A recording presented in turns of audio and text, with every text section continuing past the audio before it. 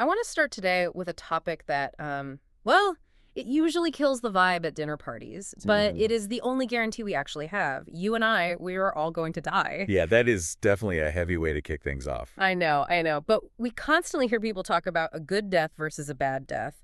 And usually when I hear that, I assume they mean painless versus painful, or passing away in your sleep versus, well, not in your sleep. Right, which is the common misconception. We tend to focus entirely on the medical side, like was it quiet, was it fast? Exactly. But the sociological and psychological research we are looking at for this deep dive completely sidesteps the physical stuff.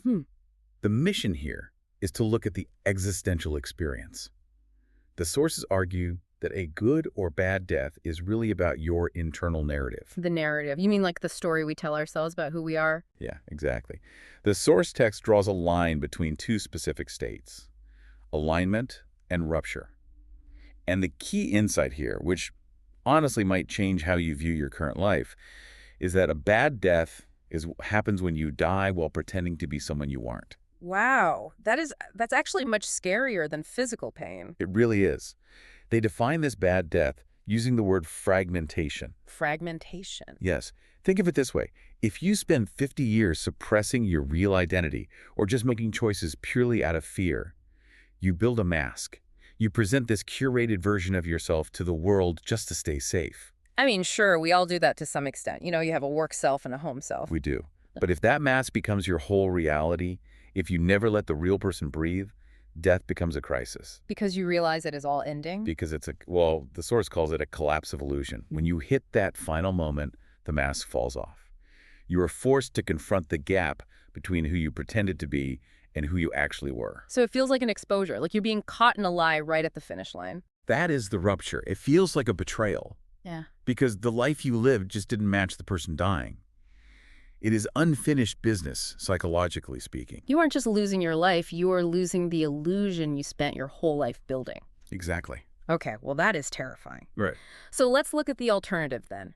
If a bad death is about the mask falling off and that awful sense of betrayal, what makes a good death? Because I am assuming it is not just, everything is perfect and you float away on a cloud. No, not at all. Yeah. And this is a really important nuance.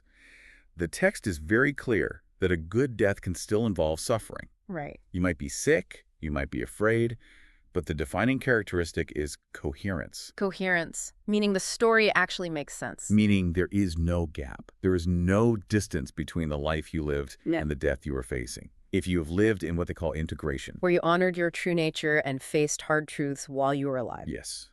Then death doesn't feel like a collapse. It feels like a continuation of process. A continuation of process. That phrase really stands out to me. It implies that you aren't hitting a brick wall. You are just moving through a door you already knew was there. Because you haven't been hiding from it. The source argues that denial creates panic, but integration creates steadiness. You aren't shocked by the end because you haven't been lying about the middle. Precisely. This shifts the pressure, though. It means a good death isn't just something you hope for in a hospital bed at 90.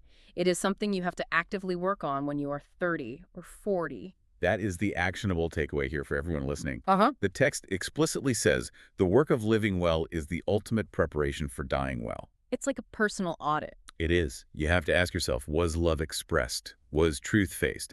Is there a gap between who I am and what I'm projecting? And if there is, close it now. So repair the relationship. Say the thing you are scared to say. Quit the job that makes you miserable. Do the maintenance now so the house doesn't collapse later. Right. Because if you do that work now, you aren't fragmented later. You're building that alignment so that when the end comes, you aren't being exposed. You're just finishing the sentence. That turns the whole concept of death from a future event into a present-day filter for decision-making. Does this choice create a mask or does it take one off? That is a brilliant way to put it. And it brings us to the final, really provocative idea from the research to leave you all with. Which is? They argue that if you live in total alignment, death loses its character as a betrayal. Yeah. It becomes, quite simply, a transition within continuity. You don't end, you just change.